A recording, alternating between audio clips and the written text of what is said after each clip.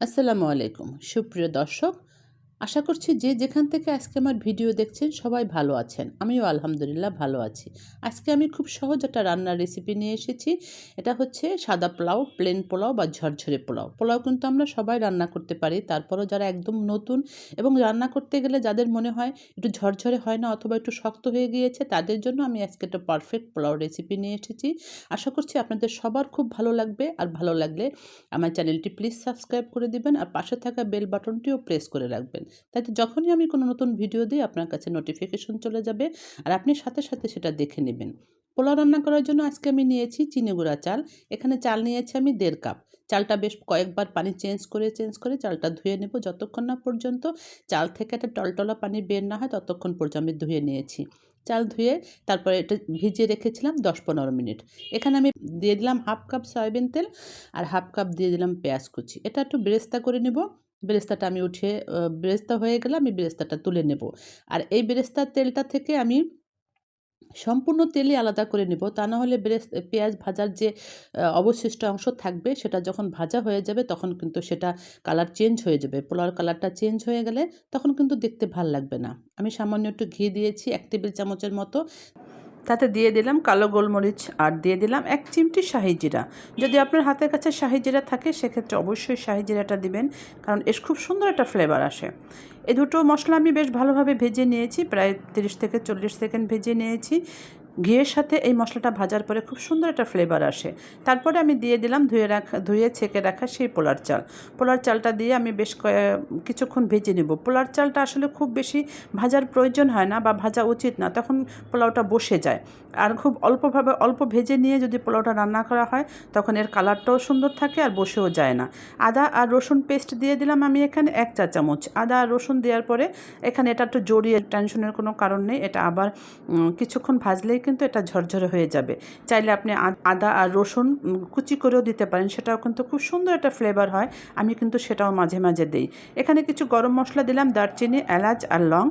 দেওয়ার পরে এটা আবার আমি একটু সুন্দরভাবে ভেজে নিব। এটা খুব বেশি সময় ভেজে নেইনি, সব মিলে আমি 2 থেকে 2.5 মিনিট ভেজে নিয়েছি। যখন দেখলাম বেশ ভালো একটা ভাজার ফ্লেভার এসেছে আর ঝরঝরে হয়ে গেছে, ঠিক ওই সময় আমি দিয়ে দিলাম মটরশুঁটি আর গাজর কুচি।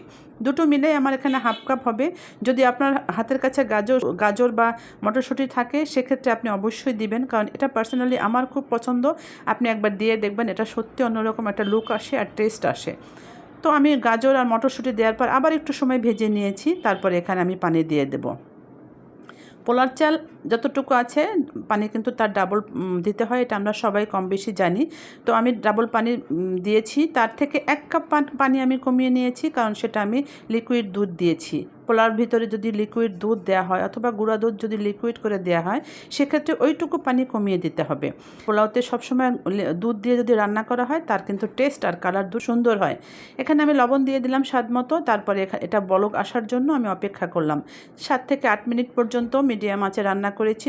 যখন পানি আর চালটা সমান সমান হয়ে গেল তখন আবার একটু নেড়ে চেড়ে মিশিয়ে নিয়েছি, কারণ সবজিগুলো সাইডে চলে গিয়েছে, সেটা মাঝখানে দিয়ে একটু বসিয়ে দিয়েছি।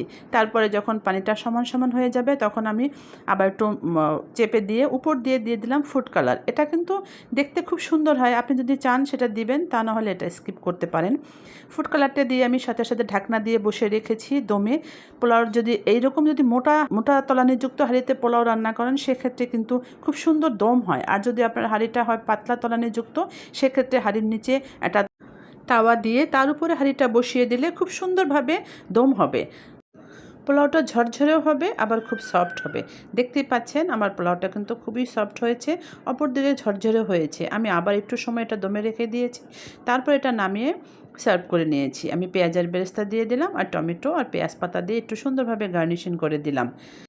কোরবানির ঈদ মানেই হচ্ছে তেলের ঝালে প্রচুর মাংস, আর সেই তেলের ঝালে এত মাংস খাওয়ার সময় যদি এরকম প্লেন আর সাদা পোলাও হয় তখন কিন্তু খেতে খুব ভালো লাগবে আর খুব একটা অরুচি আসবে না, সবাই খুব মজা করেই খাবে। তাই আশা করছি আজকে আমার পোলাও রেসিপিটা আপনি অবশ্যই বাসায় একবার ট্রাই করবেন, দেখবেন পরিবারের সবাই খুব মজা করে খাবে এবং খুব ভালোভাবেই অ্যাপ্রিসিয়েট করবে।